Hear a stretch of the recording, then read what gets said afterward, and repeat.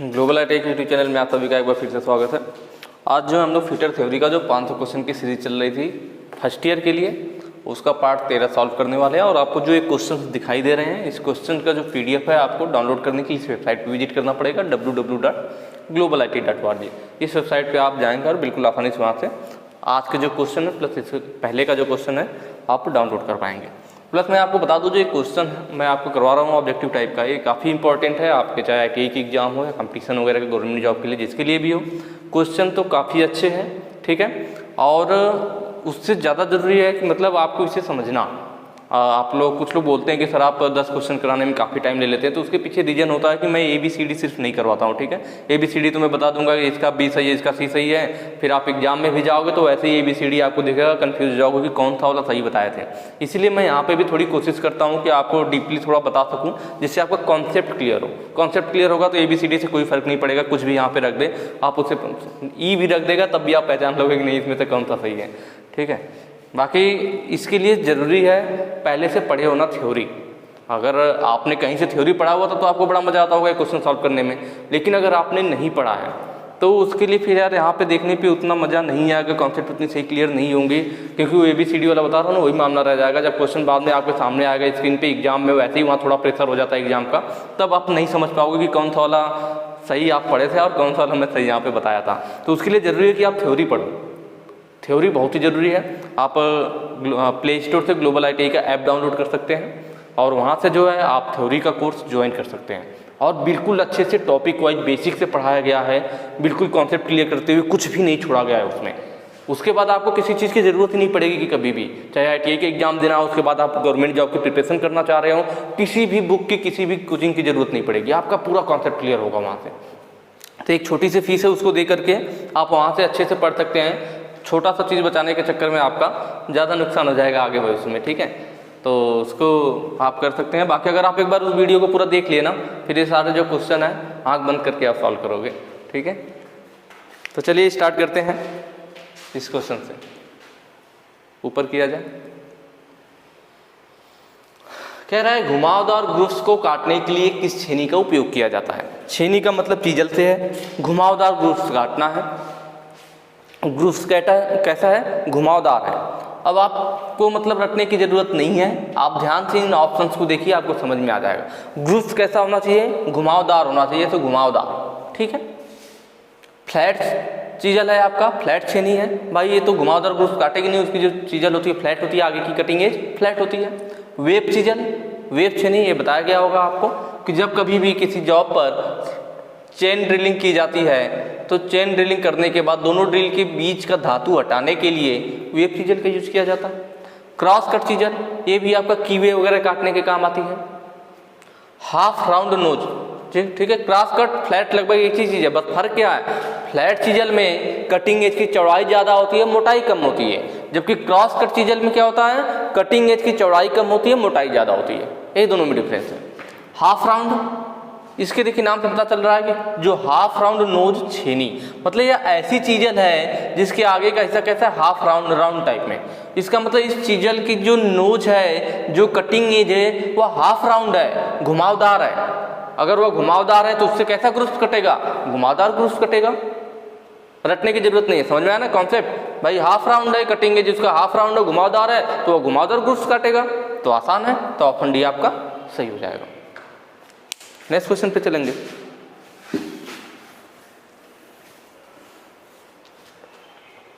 अगला कह रहा है मार्किंग उद्देश्य के लिए उपयोग किए जाने वाले हैमर का वजन होगा, वहां पे वनज हो गया है कि मार्किंग के लिए जो हम यूज करते हैं हैमर, मार्किंग करने के लिए जॉब पे, आप लोग जानते हैं किसी भी जॉब पे काम करने से पहले हम उस पर मार्किंग मीडिया का लेप लगाते हैं, उसके बाद उस पर स्क्राइबर से मार्किंग की जाती है, फिर उस मार्किंग के निशान को डॉट पंच की मदद से पक्का किया जाता है जिससे कि वो मिटे ना, ठीक है। तो वही कह रहा है कि मार्किंग के उद्देश्य के लिए जब हम हैमर यूज करेंगे, डॉट पंच को भाई चोट लगाना होगा, तो हैमर जब यूज किया जाएगा तो उसका वजन कितना होना चाहिए, तो उसमें जो हम हैमर यूज करते हैं उसका वजन 250 ग्राम होता है। याद रखना, आप पावर कहते हैं ना, वही चीज़ है, 250 ग्राम। जो हमारा हैमर होगा उसका वजन कितना होगा मार्किंग के लिए, 250 ग्राम होगा। अगला क्वेश्चन कह रहा है बिगड़ फाइलिंग के अनुचित तरीके का प्रभाव क्या है। बिकड़ फाइलिंग मतलब डायगोनल फाइल करने, जो हम फाइलिंग करते हैं तो उसके भी अलग अलग, एक स्ट्रेट फाइलिंग होती है, डायगोनल फाइलिंग या क्रॉस फाइलिंग भी बोलते हैं, ठीक है। तो अलग अलग तरीके होते हैं आपके फाइलिंग करने के। ड्रॉ फाइलिंग होती है, ऐसे खींच करके करते हैं, ड्रॉ फाइलिंग में अधिक बीच में अगर उभार हो तो उसको खत्म करने के लिए ड्रॉ फाइलिंग की जाती है। जब हम स्ट्रेट फाइलिंग करते हैं मतलब जब हम फाइल को किसी जॉब पे बिल्कुल सीधा सीधा चलाएं, ऐसे स्ट्रेट, सीधे आगे जाएं सीधे वापस आए, सीधे आगे आए सीधे वापस जाए, तो स्ट्रेट फाइलिंग होती है। लेकिन इसमें चैटरिंग बहुत होती है। चैटरिंग का मतलब होता है जब हम फाइलिंग करते हैं तो आवाज़ बहुत ज़्यादा आता है। क्या होता है? आवाज़ बहुत अधिक आती है, तो चैटरिंग अधिक होती है स्ट्रेट फाइलिंग में। तो इसीलिए हम क्या करते हैं, डायगोनल क्रॉस मतलब एक बार 45 डिग्री पे ऐसे तिरछा फाइल को ऐसे ऐसे चलाएंगे, इस साइड को जब यहाँ कॉर्नर पे पहुंच जाएंगे, अब फाइल को इस साइड 45 डिग्री पे घुमा लेंगे और ऐसे ऐसे चलाएंगे। तो दोनों बार, एक बार इधर से ऐसे ऐसे चला रहे हैं, एक बार इधर से, तो दोनों बार क्या हो रही है, फाइल जो है एक दूसरे के क्रॉस में हो जा रही है। इसीलिए डायगोनल मतलब बिकड़ पे चला रहे हैं तो डायगोनल फाइलिंग भी बोलते हैं और क्रॉस फाइलिंग भी बोलते हैं। इसमें जो है चैटरिंग कम होती है, मतलब आवाज़ कम आती है। स्ट्रेट फाइलिंग के अपेक्षा इसमें आवाज़ कम आती है। इससे फिनिशिंग भी अच्छी आती है। क्या अच्छी आती है? फिनिशिंग अच्छी आती है। लेकिन अगर हम बिकड़ फाइलिंग या क्रॉस फाइलिंग को अनुचित तरीके से करेंगे तो उसका प्रभाव क्या होगा? अगर हम सही से नहीं करते हैं तो उससे दिक्कत आएगी कि भाई असमान फिनिश सतह है। इससे क्या हो रहा था, डायगोनल फाइलिंग से स्ट्रेट फाइलिंग की अपेक्षा अच्छी हमें फिनिशिंग सतह मिल रही थी। लेकिन अगर आप फाइलिंग सही से नहीं करोगे डायगोनल वाली तो उसमें क्या दिक्कत होगी? असमान फिनिश सतह आपको मिलेगी। तो ऑप्शन ए आपका सही हो जाएगा।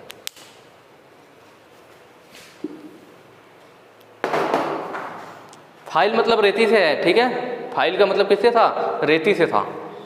नेक्स्ट क्वेश्चन कह रहा है वेल्डेड ज्वाइंट और कास्टिंग से अतिरिक्त धातु को हटाने के लिए किस छेनी का उपयोग किया जाता है? कोई जॉब है हमारा, वेल्डिंग किया गया है, वेल्डिंग करेंगे तो वहाँ पे क्या होते हैं भाई, जो वेल्डिंग किया जाता है उसका जो मटेरियल होता है वहाँ पे कोने कोने पे जम जाता है। वेल्डिंग का जो मटेरियल थोड़ा बहुत बह करके वहाँ पे जम जाता है, उसको हटाने के लिए। या फिर कास्टिंग, कोई जॉब की हमने ढलाई किया है तो उसमें भी थोड़ा बहुत एक्स्ट्रा मटेरियल बह के जम गया है, तो उसको हटाने के लिए कौन सी चीज़ें यूज करेंगे? तो आप इस बात को ध्यान से समझ रहे हैं। वेल्डिंग कर रहे हो आप, मान लीजिए एक पार्ट है ए, एक पार्ट है, इन दोनों को जब हम जोड़ रहे हैं तो इसमें क्या हो रहा है, मान लीजिए एक्स्ट्रा यहाँ पे वेल्डिंग के जो है रॉड एक्स्ट्रा पिघल करके इधर सरफेस पे जम जा रही है। तो जब सरफेस पर जम जाएगी तो उसे हटाना पड़ेगा, जो एक्स्ट्रा जम गया है ऊपर आकर के बह करके। तो उसको, इसी को हटाने को तो चिपिंग बोलते हैं। इसी को हटाने को क्या चिपिंग बोला जाता है, मतलब चिप के रूप में जो एक्स्ट्रा आ गया है उसको छेनी से ठोक करके हटा दिया जाए, ठीक है। तो चिपिंग करने के लिए कौन सी चीज़ें यूज होती है? तो वो होती है आपकी फ्लैट छेनी। जो फ्लैट चीज़ें है वो चिपिंग कार्य के लिए यूज होती है। मतलब वेल्डेड ज्वाइंट या कास्टिंग के समय जो अतिरिक्त मटेरियल हमारा जम गया उसको हटाने के लिए किसका यूज करते हैं? फ्लैट चीजल का यूज करते हैं। उसी चीज़ को चिपिंग बोला जाता है, ठीक है। बाकी वेव चीजल, क्रॉस कट और हाफ राउंड हमने पीछे बात किया था।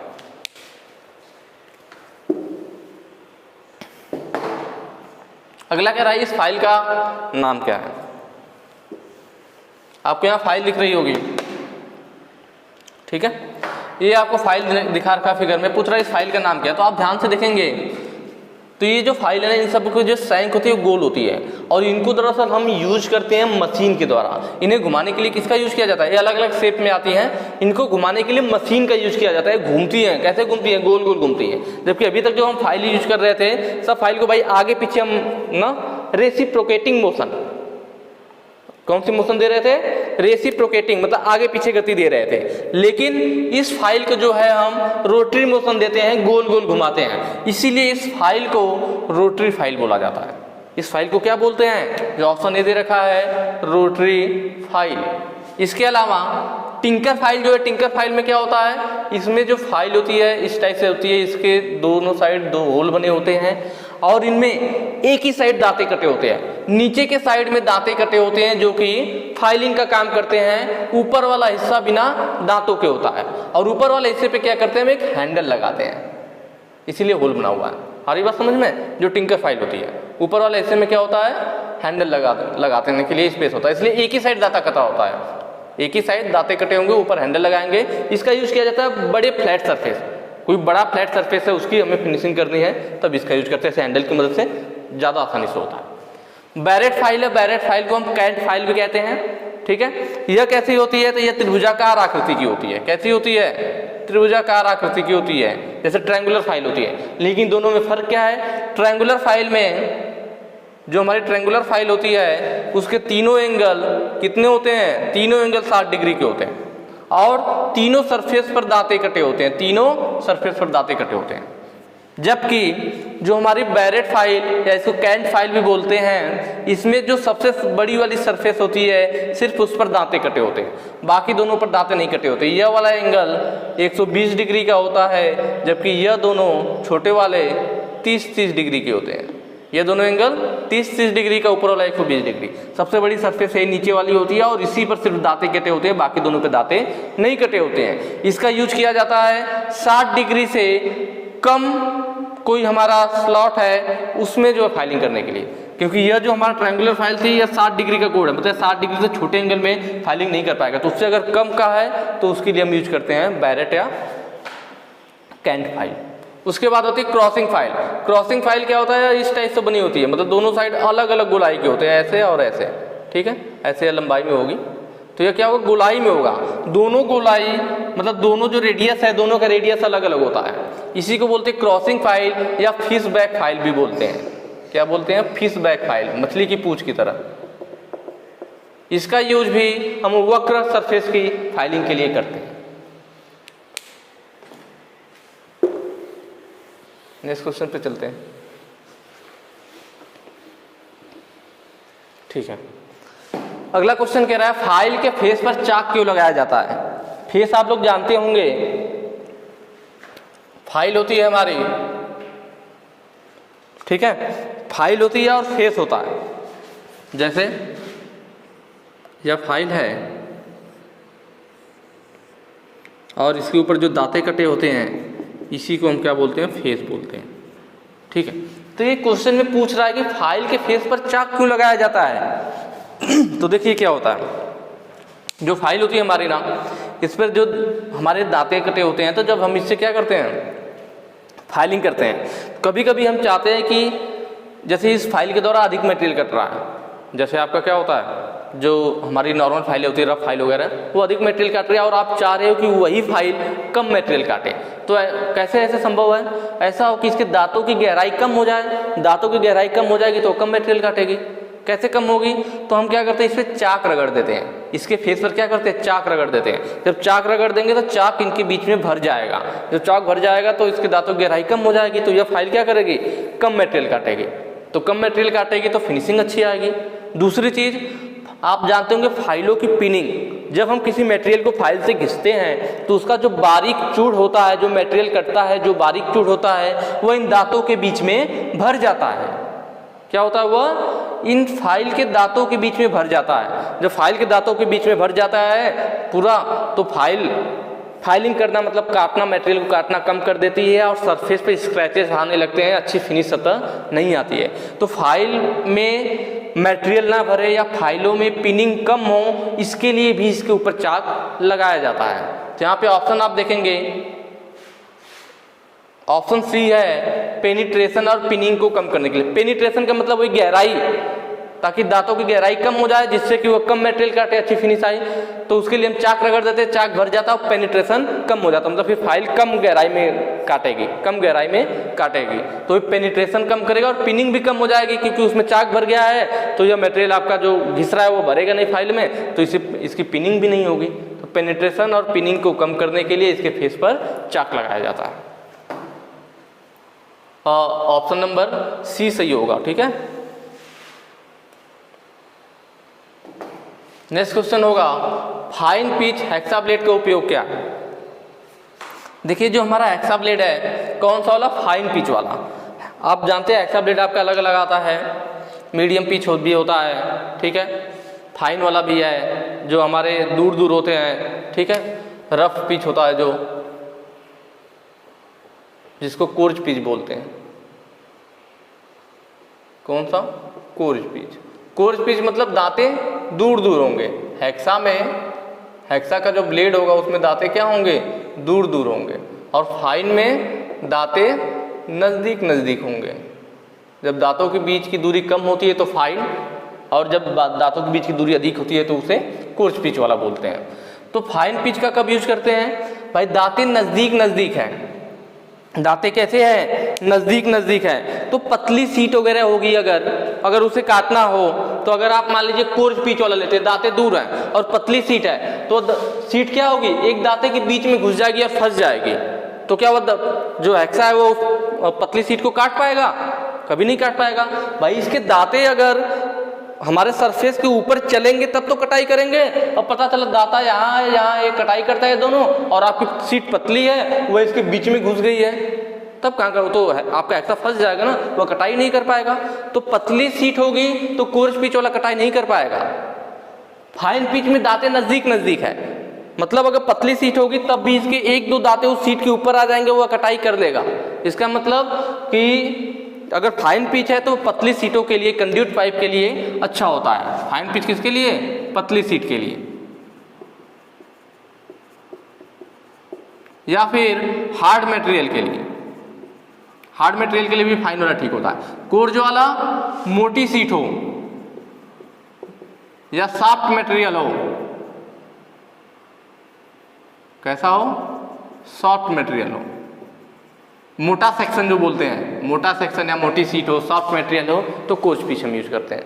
ठीक है, तो यहाँ पे देखेंगे इस ऑप्शन में एक ऑप्शन इसमें ये भी थोड़ा सही दिख रहा था, हाई कार्बन स्टील को काटने के लिए, लेकिन उससे पहले हमें ध्यान देना है कि कंड्यूट और अन्य पतली ट्यूबों को काटने के लिए। पतली ट्यूब का जब भी बात आएगा तो हम इसकी बात करेंगे, जब ठोस पीतल या फिर मोटे सेक्शन की बात करता है तो कोर्स पिच होता है।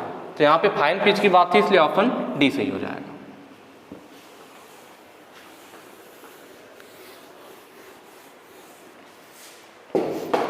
अगला क्वेश्चन देखते हैं, M10 इंटू 1.25 के लिए ड्रिल साइज की गणना कीजिए। ठीक है, किसका करना है हमें, ड्रिल साइज का। ठीक है, यह टैप ड्रिल साइज की बात कर रहा है।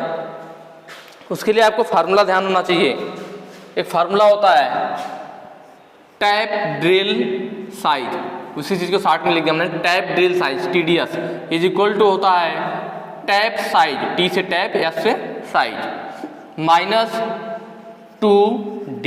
ये फार्मूला आपको ध्यान होना चाहिए, तभी इस टाइप के क्वेश्चन बिल्कुल आसानी से सॉल्व कर पाएंगे। पूरा इसी पे है। D इज इक्वल टू क्या होता है, जो गहराई होती है, गहराई किसके बराबर होता है, तो वो होता है 0.61 इंटू P। किस केस में, जब हमें मीट्रिक में निकालना हो। देखिए यहाँ MM में मान आ रहा है और इसने कहीं कुछ बोला भी नहीं, क्वेश्चन कुछ भी नहीं बोले तो हम मीट्रिक में निकालते हैं। और अगर यही हमें ब्रिटिश में निकालना हो तो D का मान क्या हो जाएगा, यह मीट्रिक वाला है, आपने पढ़ा होगा अगर मीट्रिक थ्रेड जो होती है तो उसका यही होता है गहराई 0.6134 0.6134 इंटू पिच होता है, तो उसी से लिया गया है जो मीट्रिक थ्रेड की पिच होती है। जबकि जो ब्रिटिश का होता है वह होता है 0.64 इंटू पी, क्योंकि उसका जो गहराई होता है आपने देखा होगा 0.3 इंटू पिच होता है, तो वहीं से 0.64 लिया गया। अगर ये ब्रिटिश में इंच में पूछता तब हम डी की जगह यह वैल्यू रखते हैं, लेकिन यहाँ मीट्रिक की बात हो रही है, कहीं ब्रिटिश का नाम नहीं लिया तो मीट्रिक में ही निकालेंगे, तो वहाँ पे ये वाला वैल्यू रखा जाएगा। तो यहाँ पे हो जाएगा tap drill size is equal to tap size minus 2 into D की वैल्यू होगी 0.61 इंटू पी। पी क्या है आपका, पी आपका पिच है और डी का मतलब गहराई था, थ्रेड की गहराई। ठीक है, अब यहाँ सॉल्व करते हैं टैप ड्रिल साइज। देखिए TS tap size, tap size यहाँ पे इस फार्मूले से आप लेंगे, जो ये पहला होता है यही आपका टैप साइज होता है, या कह लीजिए मेजर डायामीटर, मेजर डायामीटर होता है, और दूसरा जो होता है इसमें यह पिच को बताता है। तो ये क्वेश्चन में आपको देखा एम से मतलब मीट्रिक हो गया। ठीक है, तो M10 इंटू 1.25, 10 क्या होता है, मेजर डायमीटर होता है, यही हमारा टैप साइज होता है और यह हमारा पिच होता है। तो यहाँ पे रख लेंगे टैप साइज की जगह 10 हो जाएगा माइनस 2 इंटू 0.61 इंटू पिच कितना दे रखा है, तो पिच 1.25 दे रखा है। आपको ये पता होना चाहिए तभी आप काम कर पाओ कि M10 इसमें है, तो पहला जो होता है या मेजर डायमीटर या टैप साइज को बताता है, दूसरा जो होता है वो पिच को बताता है, तभी आपको पता चलेगा। ठीक है, ये क्वेश्चन हमेशा इसी टाइप से आता है। अब यहाँ सॉल्व कर लेते हैं, पहले मल्टीप्लाई कर लीजिए, 1.25 का 2 में करेंगे कितना हो जाएगा 10 माइनस इसका इसमें गुणा होगा तो 2.50 इंटू 0.61। अब इन दोनों को आपस में मल्टीप्लाई कर लीजिए, 2.50 और 0.61 0 हो जाएगा, 1 बचे 5 हो जाएगा आपका, 1 दूना 2 हो जाएगा। दूसरा 6 से 0 में करेंगे 0 हो जाएगा, 6 5 30, 3 हासिल आएगा, 6 दूना 12 3 15। 0 5 2 5 1 कितने अंक पे? 2 अंक यहाँ और 2 अंक यहाँ, 4 अंक पे दशमलव, 1 2 3 4 अंक पे दशमलव, 1.525 हो जाएगा आपका। तो यहाँ हो जाएगा 10 माइनस 1.525। ठीक है, अब इन्हें हम आपस में घटा लेंगे। तो यहाँ पे दिखा देता हूँ मैं कैसे घटेगा। 10 पॉइंट कितने 3 अंक पे दशमलव है, तो 3 0 लिख लेते हैं, नीचे लिख लेते हैं इसके 1.525, दशमलव के सीधे में दशमलव रहेगा। अब इसे घटा लीजिए भाई, यहाँ 0 है तो इससे हासिल ले लेगा, यहाँ 10, 10 में से 5 गया 5, यहाँ 9 होगा, 9 में से 2 गया 7, यहाँ 9, 9 में से 5 गया 4, यहाँ दशमलव, यहाँ क्या होगा हासिल इसलिए दे दीजिए, 9 बचा, 9 में से 1 गया 8, 8.475। तो बहुत ही आसान है, बस आपको फार्मूला याद हो और क्रम वाइज रख करके आपको गुणा आता होगा तो आप आसानी से सॉल्व कर लेंगे। तो ऑप्शन ए आपका सही हो जाएगा 475 mm। फार्मूला को नोट कर लीजिएगा, ठीक है। फार्मूला नोट हो प्लस आपको पता हो कि जहाँ भी m10 इंटू 1.25 या जो भी हो, तो इसमें हमेशा पहला वाला टैप साइज या फिर मेजर डाया को दिखाता है, जबकि दूसरा वाला पिच को दिखाता है। पहला वाला मेजर डायमीटर को, दूसरा वाला पिच को, हमेशा व्यास को बताता है और या पिच को बताता है। ये भी चीज़ आपको पता होनी चाहिए, तभी आप काम कर पाओ।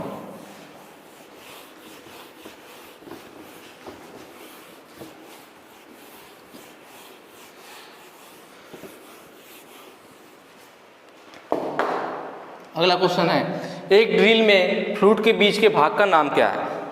इस चीज़ के लिए आप एक काम कीजिए, अगर आप इस चीज़ को अच्छे से समझना चाहते हैं ड्रिल के बारे में, ठीक है, मैं गारंटी दे रहा हूँ आपको कभी भी नहीं भूलेंगे, ना कभी आप परेशान होंगे। जब तक आप इसे सामने से नहीं देखेंगे कॉन्सेप्ट, हमेशा फिगर देख के आप कंफ्यूज होते रहेंगे। मैंने इस पर वीडियो बना रखी है, आपको जाना है ग्लोबल ITI यूट्यूब चैनल में, उसमें प्लेलिस्ट में जाइए, फिटर प्रैक्टिकल के नाम से थोड़ी सी मेहनत कीजिएगा, उसमें ढूंढना पड़ेगा।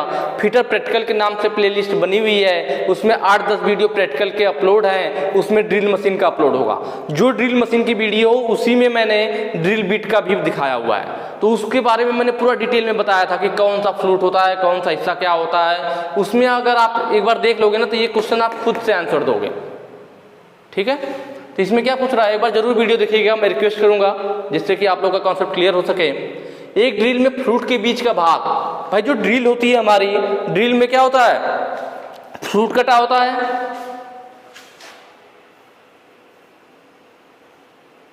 ड्रिल में हमारा फ्लूट कटा होता है ऐसे अपना, ठीक है। तो जब फ्लूट एक साइड, इधर से भी दोनों साइड से फ्लूट कटा होगा, तो फ्लूट के बीच में जो मोटाई का भाग, आप फ्लूट के बीच में जो बीच का भाग बचता है, जैसे जैसे ऊपर जाएंगे वो मोटाई बढ़ती जाती है।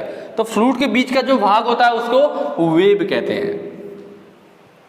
मैं कह रहा हूँ ना, वो वीडियो देखना, उसमें मैंने बताया, पूरा दिखाया कि वेब किसको कहते हैं। उस चीज़ को देख लोगे बिल्कुल क्लियर हो जाएगा। लिप क्या होता है, तो यह वाला जो कटिंग एज होती है इसी को हम क्या बोलते हैं, लिप बोलते हैं। यह वाला हिस्सा यहाँ पे इसका पॉइंट होता है, ठीक है। सैंक जो होती है ऊपर होती है, ऊपर वाला हिस्सा इसका क्या होता है, सैंक होता है। ये लिप होता है, इसी के बीच का एंगल जो होता है वो पॉइंट एंगल कहलाता है। एक बार उस वीडियो को जरूर देखना आप लोग।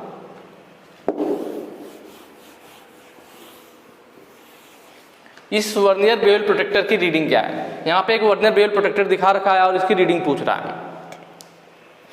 इसमें थोड़ी सी देखने वाली चीज़ है, और जब भी इस टाइप का फिगर देता है वर्नियर बेवल प्रोटेक्टर का, हमें ध्यान देना होता है कि यह जो है एरो किधर को लगा रखा है। अगर एरो इधर को लगा होगा, लेफ्ट साइड को या राइट साइड को, कभी जो कुछ क्वेश्चन होंगे जिसमें एरो इधर को लगा होगा, ठीक है। अगर एरो इधर को लगा हुआ है तो जो आंसर आएगा हमारा, मतलब यहाँ पे हम रीडिंग निकालेंगे, जो आंसर आएगा वही हम यहाँ पे सही टिक कर देंगे, ठीक है। लेकिन अगर एरो राइट साइड को न लग करके लेफ्ट साइड में लगा हुआ है, इस केस में क्या करते हैं, इस केस में जो भी हमारा मान आता है उसको 180 डिग्री में से घटा करके लिखते हैं। जब भी हम यहाँ पे रीडिंग पढ़ेंगे ना, उसको 180 डिग्री में से घटाएंगे, जो वैल्यू आएगी उसको यहाँ पे लिखेंगे। क्यों? क्योंकि इधर अधिक कोड होता है। जैसे अगर नॉर्मल आप मान लें, रटने वाली चीज़ नहीं, कॉन्सेप्ट को समझिए, यही तो होता है। ये क्या होता है, 90 डिग्री होता है। तो जो हम वर्नियर बेवल प्रोटेक्टर का यूज करते हैं तो न्यून कोण और अधिक कोण दोनों को मापने के लिए यूज करते हैं। किसके लिए? न्यून कोण और अधिक कोण दोनों को मापने के लिए।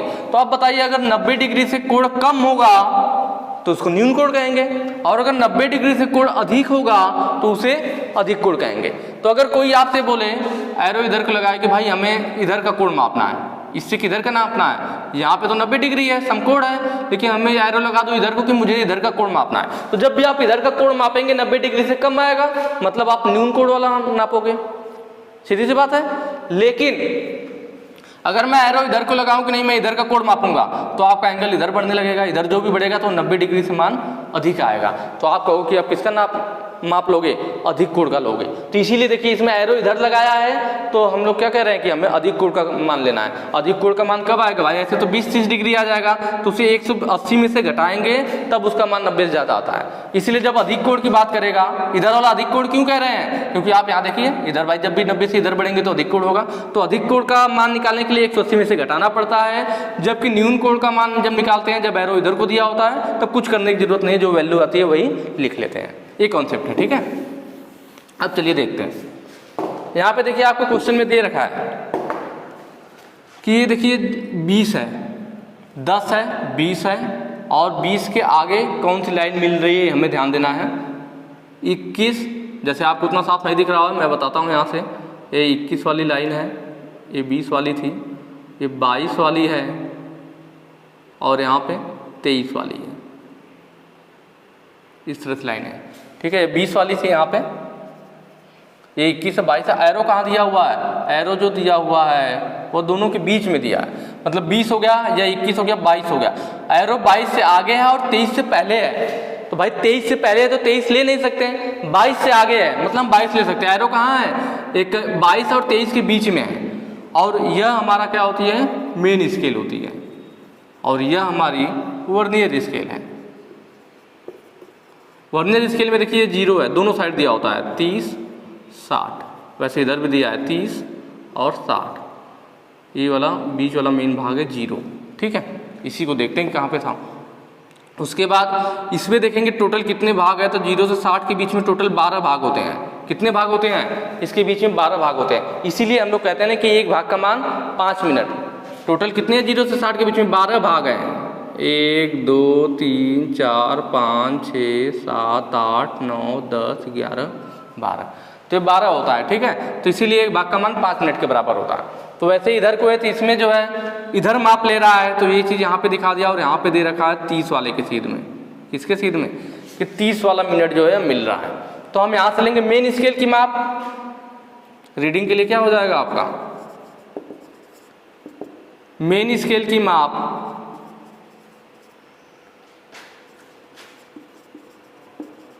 प्लस वर्नियर स्केल का मेन स्केल से मिलने वाली भाग की संख्या। वही वर्नियर कैलिपर वाला कॉन्सेप्ट है। वर्नियर स्केल का मेन स्केल से मिलने वाले भाग की संख्या इनटू लीस्ट काउंट, ठीक है। मेन स्केल की माप कितना मैंने बताया कि ये जो एरो है 20 के बाद 21 22 23, 22 और 23 के बीच में, तो 23 तो ले नहीं सकते क्योंकि 23 से पहले रह गया है, 22 से आगे है तो 22 ले लेंगे। मेन स्केल क्या हो गया? 22 क्या? डिग्री प्लस यहाँ देखिए वर्नियर स्केल का मेन स्केल से मिलने वाली भाग की संख्या। देखिए 30 मिनट के सामने सीधे एरो दे रखा है, तो आप सीधे 30 मिनट लिख सकते हैं। नहीं तो मिलने वाले भाग के भाग अगर आप काउंट करेंगे ना तो 1 2 3 4 5 6 देखेंगे जो 6वां नंबर पे है। तो अगर भाग की बात करें तो कौन सा भाग है? 6 नंबर वाला भाग है जो उसके सीध में आ रहा है। तो 6 इंटू लिस्ट काउंट आपको मालूम है 5 मिनट। भाई मिनिमम आप जो ले सकते हो लिस्ट काउंट होता है तो ये कितना है? 5 मिनट। गुणा करेंगे तो ये 22 डिग्री प्लस 6 5 30 मिनट, तो ऐसे आएगा। या तो आप इसमें क्योंकि 30 के सामने दिया हुआ था तो आप डायरेक्ट 30 मिनट भी लिख सकते थे कि भाई 22 डिग्री हो गया और 30 मिनट, तो इसकी माप 22 डिग्री 30 मिनट आ गई। लेकिन अगर कॉन्सेप्ट से आप निकालना चाहो तो यहाँ लाइन गिनोगे कि 1 2 3 4 5 6, 6वां भाग जो है बिल्कुल सीध में मिल रहा है, तो 6 इंटू लिस्ट काउंट 5 मिनट होती है तो 6 5 30 मिनट, ठीक है, जैसे चाहो वैसे कर लो। तो हमारे पास आंसर क्या है 22 डिग्री 30 मिनट, रीडिंग क्या है 22 डिग्री 30 मिनट। लेकिन एरो लेफ्ट साइड को है, तो मैंने बताया जब लेफ्ट साइड को एरो होता है तो अधिक कोण का मान निकालते हैं, और अधिक कोण का मान 90 से अधिक होता है, आपके पास तो कम आ गया ना, तो इसीलिए अधिक कोण का मान निकालने के लिए हमेशा 180 डिग्री में से घटा करके आंसर निकालते हैं। तो अब इसको 180 में से घटाइए, 180 डिग्री माइनस 22 डिग्री 30 मिनट, यह मिनट का निशान होता है। तो अब 180 डिग्री में से 22 डिग्री 30 मिनट घटाना कैसे घटेगा, तो आप 180 डिग्री को क्या लिख सकते हो 179 डिग्री 60 मिनट, ये चीज़ लिख सकते हो, क्योंकि 1 डिग्री में क्या होता है 60 मिनट होता है, 1 डिग्री में 60 मिनट होता है। तो 179 डिग्री 60 मिनट लिखूं या 180 डिग्री लिखूं, एक ही बात है ना। जैसे आप 1 घंटा लिखो या फिर 59 मिनट 60 सेकेंड लिखो, भाई 60 सेकेंड 1 मिनट के बराबर होगा, मतलब 60 मिनट हो जाएगा 60, मतलब 1 घंटा लिखो या 59 मिनट 60 सेकेंड बोलो, एक ही बात है। तो वही चीज़ है 180 डिग्री बोलो या 179 डिग्री 60 मिनट बोलो, क्योंकि 60 मिनट में 1 डिग्री 180 ही हो जाएगा, एक ही बात है। मैंने इसलिए मिनट में लिखा था कि इसको घटाया जा सके। तो 180 को 179 डिग्री 60 मिनट भी लिख सकते हैं, और हमारा मान आया था 22 डिग्री 30 मिनट। मिनट वाला मिनट में से, डिग्री वाला डिग्री में से घट जाएगा, 0 है तो 0, 6 में से 3 गया 3 मिनट, 9 में से 2 गया 7, 7 में से 2 गया 5, ये डिग्री वाला आ गया है, मिनट वाला कितना गया घटाने पे 157 डिग्री 30 मिनट, 157 डिग्री 30 मिनट। आपको थोड़ा समझाने में टाइम लग गया ना, इसमें बिल्कुल टच समय नहीं लगता, 1 मिनट का भी काम नहीं है, ठीक है। अगर आप कॉन्सेप्ट सही से समझ गए होंगे तो आपको क्लियर हो जाएगा और बिल्कुल आसानी से इस टाइप के क्वेश्चन सॉल्व कर पाएंगे। तो 157 डिग्री 30 मिनट आसान है, बस कॉन्सेप्ट को समझ लीजिए। बाकी वीडियो अच्छी लगी हो यार तो ज़्यादा से ज़्यादा शेयर करना। बाकी इसके आगे के जो क्वेश्चन है हम लोग आगे कराएंगे। और आपको मैं बता दूं कि वीडियो की डिस्क्रिप्शन में और भी हमारे टेलीग्राम के लिंक है, और भी जहाँ पे हमारी वेबसाइट वगैरह है, सारी लिंक आपको वीडियो की डिस्क्रिप्शन में मिल जाएंगे। तो एक बार डिस्क्रिप्शन को भी चेक कर लिया कीजिए, शायद आपके काम की चीज़ें वहाँ भी कुछ मिल जाए, ठीक है। चलिए फिर मिलते हैं नेक्स्ट वीडियो में नेक्स्ट टॉपिक के साथ। Thank you.